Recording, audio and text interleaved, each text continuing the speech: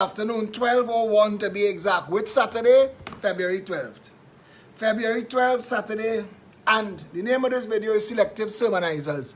I wasn't able to do a video for the past couple nights, and I'm generally going to give you all a little break. I mean, I'm not going to turn my back on the country, but I need a little R&R myself.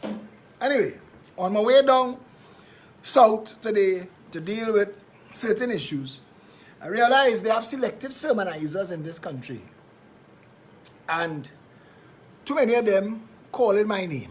And it is, some have to be ignored because they are as useless as a three-legged cockroach. But some using whatever little platform they have to try and mash my name. And while I know that the fact that I am not in any kind of public office should tell you that these people who are looking to mash my name are doing so because they have an agenda based on the two political parties that exist. There is no reason to attack a political party that is not in political office. None. And they never talk about the ILP or the COP or the NAR or the TOP or the MSJ. They don't. But Philip Alexander and the Progressive Empowerment Party sticks in their craw. And it sticks in their craw because he is making it different. So I want to deal with some of them. I want to deal with some of them this morning because for anybody who watching and getting misled by the foolishness that they're peddling, I want them to be able to know that every story have three sides. Your side, my side, and truth. But I want to make sure that my side is as close to the truth as possible. Before I go after them, I want to ask Keith Rowley. Keithos, I see you talking about prostitutes and shaguanas. But Gary lock up, a set of prostitutes and the handlers in a Syrian-owned bar on Arapita Avenue. How come we never hear no name called? How come you never talk about Woodbrook, but you're talking shaguana, Keithos, and I ain't defending Kamala. Them could defend their own shit. But I'm asking you, you hypocritical son of a bitch. Because a couple buildings down, Gary again raided a Chinese restaurant who was renting from a next Syrian businessman on Westmoreland Boulevard. The house on Westmoreland Boulevard, where some of the prostitutes were staying, get a renovation and a facelift. The Chinese restaurant closed down and the building for rent. But Keithos, how come you never talk about Woodbrook? When we see pictures of you and the owner of Copa, you and Faris skin out and laughing. How come you never talk about Copa? Keithos, you hypocrite. You double-tongued deceiver. You're using the parliament conveniently. And the only reason you're still there is we have no recall law. Because we'd have fired you and that bunch of incompetent malcontents you call a cabinet. Stop using the parliament to bullshit the people. Call for an inquiry into what took place in Chagaramas. That's your work. That is your work. Kamala's job is to throw she frame and try to be relevant. She win a piece of a whole of a regional corporation that she had before is as diehard to her as Beta Mr. You. And she beaten she chest because she lost 11 elections straight. So she had to look for a win wherever she get it. If she win a playway, she had to celebrate that because she had nothing else. And she had nothing else going for her. And she little 2x4 mouthpiece Marsha Walker, who has made it her duty to tell lies on me.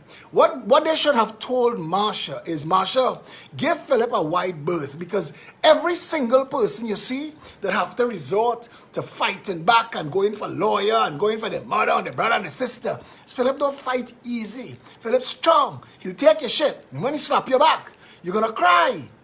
You're going to have to cry. So I want to tell you, Marsha, you see that bullshit you're peddling on Facebook, that we offer you to be deputy political leader of the Progressive Empowerment Party, or that I offer your husband contracts to build houses? Let me deal with both of them, because the first set of times you say it, I ignore it. And I want Facebook to know. And I want all my followers who go and tell me, Philip, ignore them shatongs, they are no value, they're using you to get a little platform to speak. I know. I go and I check her wall. All her posts have 1 and 2, even she children. She dragging she children into posts and she belly when she pregnant and she husband is best father. 3 posts, 4 posts. She trying to follow Suzette. Three like, 4 like, not a share, not a comment. Marsha has no following. She's politically irrelevant.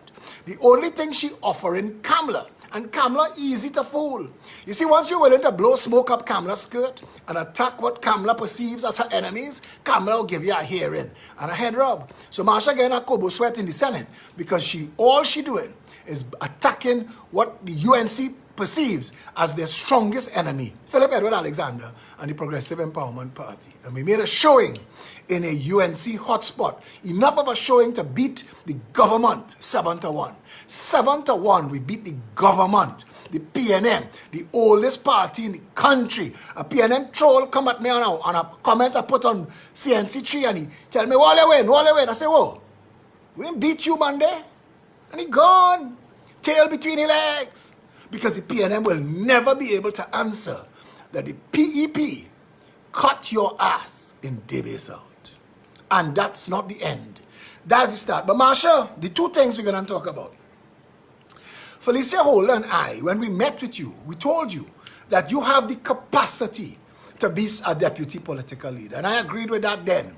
I agreed with that because I want to tell you things you're not telling your followers. I want to tell you when you're sitting down on Anil knee, what you're not telling Anil, what you may have overlooked to tell Kamala and the rest of the cabal and crew in the UNC, that you owe your entire political existence to Philip Edward Alexander. You're forgetting to tell them that when you were suffering to get anybody to hear a single word you said, it is my endorsement to Stefan Rees that got you on Daybreak with Stefan Rees and introduced you to the country. You forget how gushingly happy you were when my then friend Hema Ramkisoon agreed to bring you on her show to talk about books that you wanted to write. You forget that. You forget that you owe your political existence to me. And Marsha, I wasn't going to tell you this, and I'm going to deal with you on the husband and the jobs and the contracts too. But let me deal with this first. You forget that. So when I tell you I see something in you then that I could have endorsed you to Stefan, I could have endorsed you to Hema and get them to bring you on their shows and give you a leg up. You should be thankful, girl. Jesus Christ, who you say you pray to, refer to people like you as hypocrites, dens of vipers and empty tombs. And I'll show you why you're worse than that. Because you parlay that little CNC3 experience into a UNC, throw you a bone when they spit out Avanel Hector Joseph and they throw you a bone to go and fight Rowley in Diego Martin West. Now they know you have no hope of winning there. And when you say that we waste our money fighting UNC in Debunking South, what did the UNC waste betting on you in Diego Martin West against Rowley? Not the same thing, Marsha? Or do you endorse a one-party state? Or worse, do you support carving up the country into Indian on one side and African on the other side? And when you're a red girl, you could dance for the Indian party and get a little blind from them to stray into the Afro side of the country. Because you know that's your politics. That's all you're parlaying. That's all you're selling. You're repeating what the UNC write down and paragraph and phrase for you. And you're going and do video as the UNC resident little red girl mouth. And that's your whole role in the politics, Marsha. When the UNC finish with you and they spit you out and they throw you away and they hire Kirk Megu, it is Philip Alexander who told, and Kirk Megu came to me the morning they appoint him as PRO for the UNC to ask my advice. I immediately called Satish Ramsaran. I said, I'm meeting Kirk Megu in Adams Bagels. Come and join us. Because I want them to say something different to what I say. I want a witness. Unlike when Rowley went to Ken Gordon to tell on the UNC for Emailgate with no witnesses present, or like how Rowley sent back all the Venezuelan witnesses to what actually happened on the sea, I made sure I had a witness present. And I told Kirk Megu that this appointment as PRO is going to fail the UNC and destroy your career. And so said, so done. And it is I who went public and told the UNC the last thing you all needed was a next Indian face in a high place. And worse, somebody like Kirk Megu who, while he is intelligent and capable of some critical thinking, he doesn't have any charisma. And he doesn't have the ability. For the first 2 weeks, and I have all the conversations between him, me, and Julian John, I used to have to write everything for him to even stand up as a PRO. And I told the UNC, all you spit out this little red girl in Diego Martin, Marsha Walker. She have all the optics and she bright. She could talk, script for her and let her talk. As I do that, Marsha, when they had forget you, you forget. You forget when you wanted to go and write the president and nobody was taking you on. You came and you asked Philip Alexander, and I went with you. Because I think you have potential. You forget that, Marsha. You forget when you wanted to do your Christmas time Diego Martin giveaway. You called me to help you. You forget that. You forget all that. And the only thing you vex with me for doing and telling you, Marsha, is that your choice to go in the UNC is a compromise of your ethics and everything that you espouse that you believe. And it makes you a hypocrite in the eyes of the world and the Jesus Christ who name you dragging all through your Facebook to get likes and shares. Look at me, a holy. And hypocrites like you, Marsha, need to be exposed because especially when you're using other attributes than intelligence to sell to the listening audience. And when you told people that I offered you deputy political leader, you're not even a member of the Progressive Empowerment Party. But in the Progressive Empowerment Party, deputy political leader is a position that the political leader appoints exclusively, man, woman, child. And we are entitled to 3. We have 1. Lima McLeod Wilkinson. She is still the deputy political leader from the start of the Progressive Empowerment Party. And you can't tie her shoes with a map, with directions, with help. Lima McLeod Wilkinson is a genuine article. She'd ought to sit down on Anil Me to get people to like and share what she posted. They're liking and sharing her in the hundreds of thousands. Marsha, and you're not a member of the Progressive Empowerment Party, so we can't appoint you to nothing, but you have potential. And if you was willing to learn other than in ways that could have accentuated that potential, instead of selling your soul to one of the 2 pickup race sides, you could have guessed somewhere. Gypsy to PNM is you to UNC. Waste of time. Carpetbaggers. Using whatever attributes you think that you could drag people who look like you to hand it to the Indian. And you know, that's the politics all you're playing. Having the audacity to tell Satish that when you get into the UNC, you will change all the things that are wrong with the UNC. You have nowhere to go. They're going to give you Diego Martin West to fight, but they're going to give you a budget to fight Diego Martin West. And all now, they have no office nowhere. Brian Stone, they send that man, blonde hair, gray, trying to set up offices for Diego Martin's West, Northeast, and Central. And you could talk to Brian Stone, or you could talk to Don Sylvester, who for some reason you don't talk to. But Don Sylvester carved the mountains and hills for the UNC. And they turned their back on that bald-head black man time and time and time again. But somehow you feel that the UNC that lies and takes advantage of everybody like Avenel Hector Joseph, who come from political pedigree. Her mother was an MP, a serious one too. Margaret Hector, do your research. I know you and Suzette like to talk, shoot from the hip, and distract people and hope they ain't going to go and do some research to see all they know the asshole they're talking about. But Avenel Hector Joseph's mother was a serious MP in this country, and she was well loved to the end. You feel that the UNC that is willing to discard her for not winning will have any value for you? When they chose you for that election, nomination day, they were still talking to Jerry Yetming and Timothy Hammersmith. And they'd have discard you if either one of them had said yes. After all the work you do, all the walk up and down you do. Do you know the UNC beast you're playing with? Marsha, but you want to come at me and say that we waste money fighting in Debate. So how you expect it to work? Kamala lost 11 elections in this country. 11.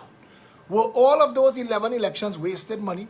Marsha, check with your handlers before you talk shit, and check with your handlers before you come at me. Next thing, everybody knows that the Citizens Union of Trinidad and Tobago is working on building starter homes for their members. It's going to take a little while. You have to do a lot of stuff from acquisition to planning to approvals to designs before you even start to talk to contractors. I asked you when you and I were still chatty because you said to me that your husband was a contractor and he catching the ass and he can't get no work.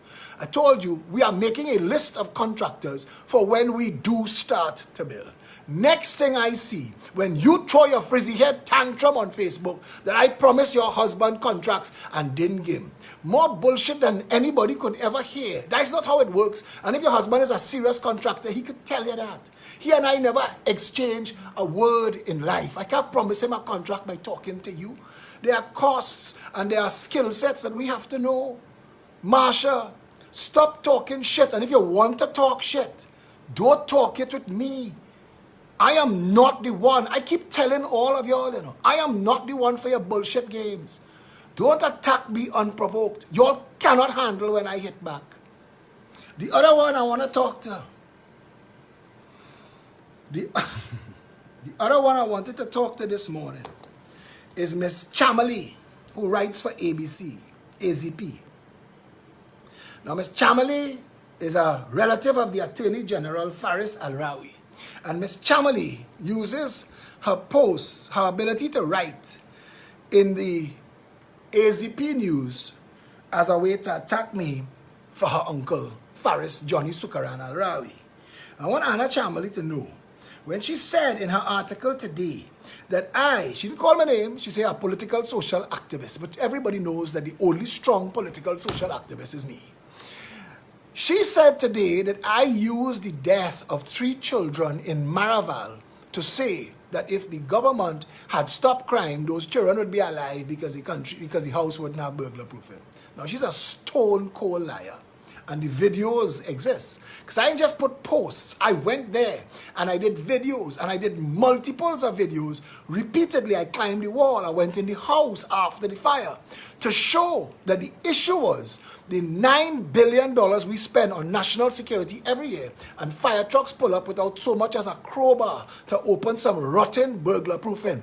But she compared me to somebody that she said, watch a child drown in a 1/4 inch of water and didn't say nothing. I have neighbors that don't talk to me because I raise the issue of nobody going and check all them guest house and hotel that have them concrete table that people is going to sit down on thinking it's safe, and a concrete tabletop flip over and kill that woman child. And I continue to raise that issue even though the family didn't want it raised, because I was raising the issue to say to the nation, somebody in regional corporation has to have responsibility for things like this.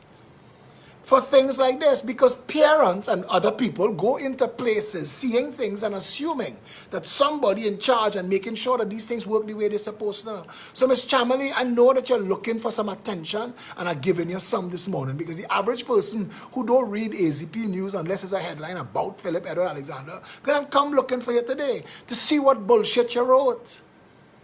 And you need to know, Anna, your position is always wrong. You speak like an elitist daughter of entitlement. You speak like Marie Antoinette. Let them eat cake. You sound like a little rich Syrian girl acting out for people to see. Anna Chamali, I want you to hear me, because I know your whole Chamali family, Paul Sabga, mother, and everybody else is my very good friends. You need to know your place. And if you don't know your place, at least do your research. I am a long-standing social and political activist. Before your piss was frothed, I was fighting for the orphans, the homeless, and the disabled in this country. Long before I thought to experiment with politics, I am the man responsible for the disabled in Trinidad and Tobago at least benefiting from disabled parking in corporate Trinidad and Tobago. It's I that fought for that. We still don't have no laws. It's I that got subventions for the orphans. They're on their 3rd raise right now. I worked with the victim and witness support unit of the Trinidad and Tobago Police Service for decades and rescued people long before you could have picked up a pen and write.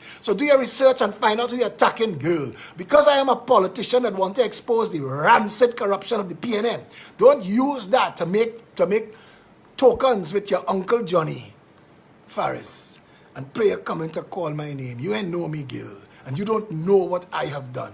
And instead of using that same bully pulpit to talk about those 3 unfortunate children that burned to death and ask why the fire service don't have a crowbar or a saw, or why they didn't have a cable to pull down a side of the house, why they didn't try something to get them children out, instead of writing that, you come at me. And that's the same bullshit about the PNM and the UNC. Attack those who do because they can't.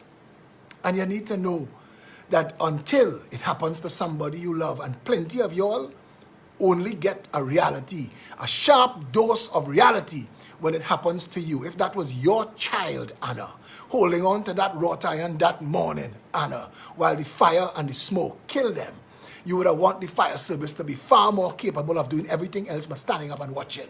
So we had the police, the army, and the media watch 3 children burn to death.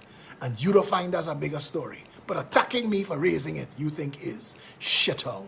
You are as much a journalist as all them vagrant in town. They should get more pen and paper and submit story instead of you. I want to tell all you something. I have no problem taking hit and stick from the people who are led astray. But those who purport to be intelligent, or who stand on what they want to sell you as principle, have the decency to stand and stay committed to those same principles. Journalistic ethics requires much better than what you do, Anna Chamberlain. And again, I want to tell you, that is not what the opportunity was for.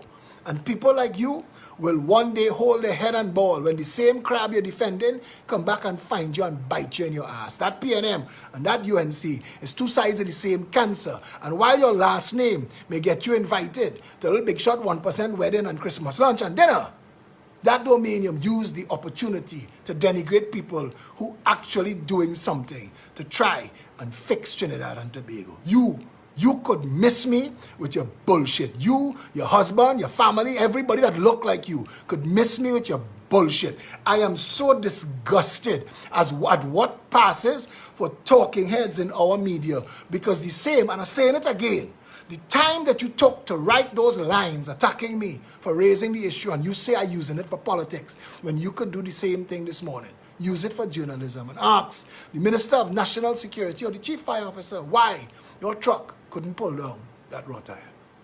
Why? I could send you film and footage of all around the world where the ladder trucks just use the ladder to push in the burglar proofing and rescue people. Why we couldn't do that there? But I waited and I watching to see what that burnt out shell of a house and the empty lot of land in front of it becomes. I want to see. I live in a country where every long weekend, at the start of the long weekend, properties that certain developers in the country want, that poor people or squatters living in, squatters with rights, that at the start of long weekends, mysterious fires take place. So by the 4th and 5th day later, the people done relocated somewhere. The house raised to the ground. And then a couple months or a couple years, their projects continue. I live in that country, Anna Chamberlain. You just show up with a pen and a friend. Miss me with your bullshit. Marsha Lorraine Riley Walker. So far, I have not shared a single word about anything you've ever told me in confidence. And I want, when your bad blood fly up in your head and you read it and you watch the first part of this video, I want you to remember that. Because while you are so despicable, using whatever little conversations you and I had to get political relevance, remember, my gunpowder still dry. I ain't say nothing yet. Stay safe.